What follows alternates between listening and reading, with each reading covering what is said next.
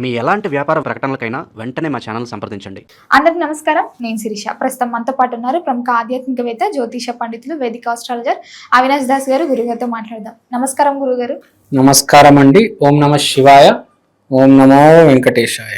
గురుగారు, దేవుడి ఫోటోల ముందు మనం సహజంగా చూస్తుంటాం, నీళ్ళ గ్లాస్ పెడుతుంటాం. కొంతమంది నీళ్ళ గ్లాస్ లో నిమ్మకాయ వేసి పెడతా ఉంటారు, ఇంకొంతమంది అదే నీళ్ళ గ్లాస్ లో పసుపు వేసి పెడతా ఉంటారు. అసలు దీని అర్థం ఏంటంటారు? ఎందుకు పెడితే మంచిది అంటారు? చాలా ఇంపార్టెంట్ క్వశ్చన్ ఇది.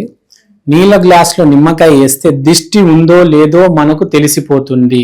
ఆ నిమ్మకాయ కిందకి వెళ్ళిందా, పైకి వచ్చి తేలుతుందా, దాన్ని బట్టి మనకి ఇంట్లో ఎంత దృష్టి ఉంది ఆ దృష్టి తీసేయడం అనేది జరుగుతుంది. అలానే నీళ్ళలో పసుపు వేస్తాం, ఆ పసుపు నీళ్ళలో కలిసిపోతుందా లేకపోతే కలవకుండా అలా ఉండిపోతుందా విడివిడిగా అనేది చాలా ఇంపార్టెంట్. పసుపు అనేది గురుతత్వం, ఎల్లో కలర్ మనం గురుతత్వం అని చెప్పుకున్నాం.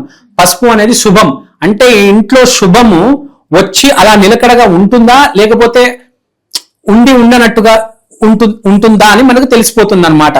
పసుపు కలిసిపోయింది నీళ్ళల్లో అంటే మంచి జరగబోతుంది, మంచి వచ్చేసింది మన ఇంట్లోకి అని.